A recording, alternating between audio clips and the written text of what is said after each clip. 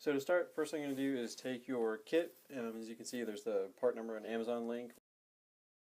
So now for our list of frame parts.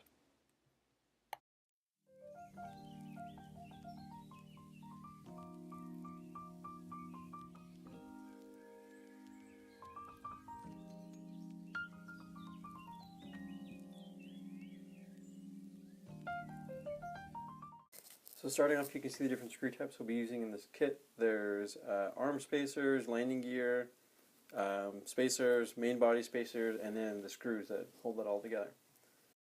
First thing you are going to do is take the bag that the kit comes in and open it up and just look at all the parts.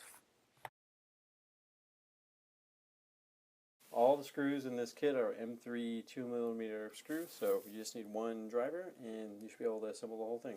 So the next thing we're going to do is take the mid plate and we're going to attach the arms to it, just standalone. So you're going to take the longer of the included screws, put them through the mid plate, and then one arm.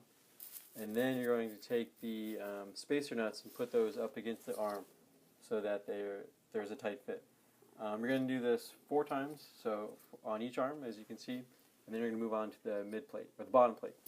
And then the bottom plate is what's going to give the frame some strength and complete the center build.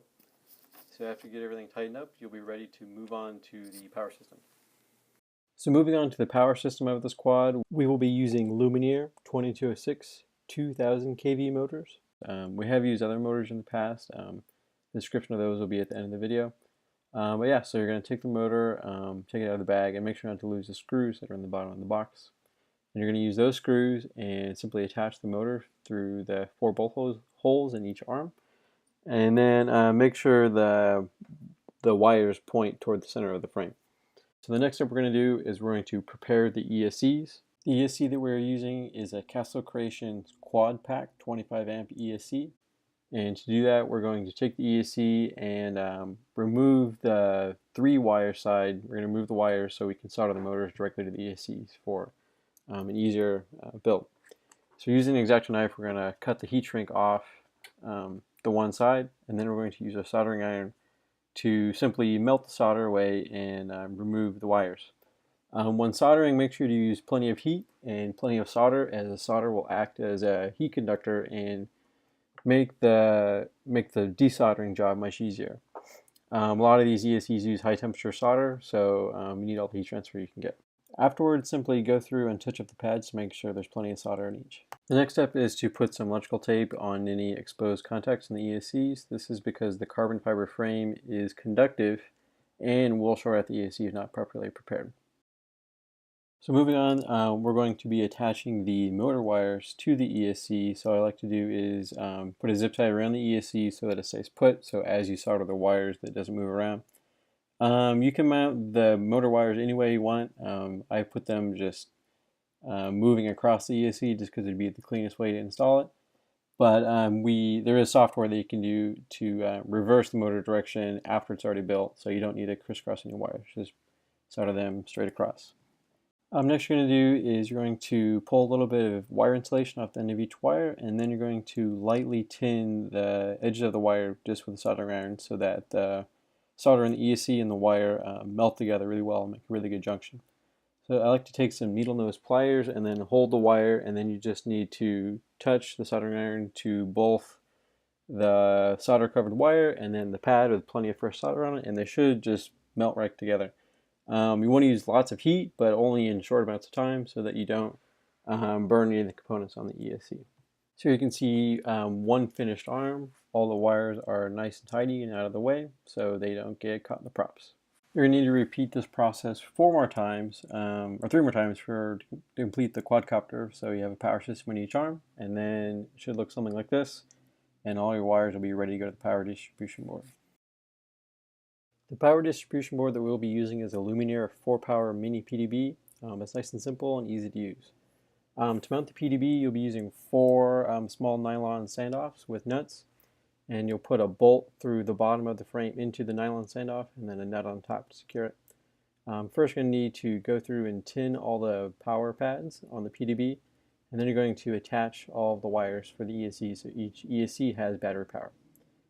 And now it's the basic power system finish for the quad. Next, to connect everything to the quad, we're going to need a battery connector and a Pixock power connector. We'll be using a Dean's connector for this application. That's sometimes called the T connector style. So we're going to solder the positive and negative leads of the battery connector onto the power distribution board. That will allow us to connect our battery to the quad to power everything. Next, we'll be using the Pixock included power module to give 5 volts to the Pixock. It comes with a positive and negative battery in, but we'll be using just the female side that will connect onto the battery, and then the male side that would continue on to a quad in most cases will be removed since it's unneeded. Now with the battery connectors removed, it's ready to be installed onto the quad and provide 5 volt power to the Pixock. The positive and negative leaves should be added directly on top of the battery connectors that we added earlier, and that will give all the power needed. So now with the Pixock power, we need to power the Odroid. The Odroid runs on 5 volts specifically, so what we're going to do is tap into 2 small 5 volt and ground pads on the current sensor that comes with the Pixock power regulator, and then take those and put the plus and minus of the barrel connector for the Odroid and solder those in. Lastly, all that's left to do is put the 6 main top plate standoffs back on the base plate of the quad and button everything up. All of the power system is done, and all of the components that we added to the quad all have place to get power. The final non-power component we need to build for the quad is to create the serial connection that goes between the Odroid to the Pixock and then back to the Pixock to the Odroid. To do this, we use a 3.3 volt FTDI cable as listed here with our Amazon link. And what we do is we cut 90% of the cable off and then solder it onto a standard connector that can connect to the Pixock. And we have to make 2 of these cables.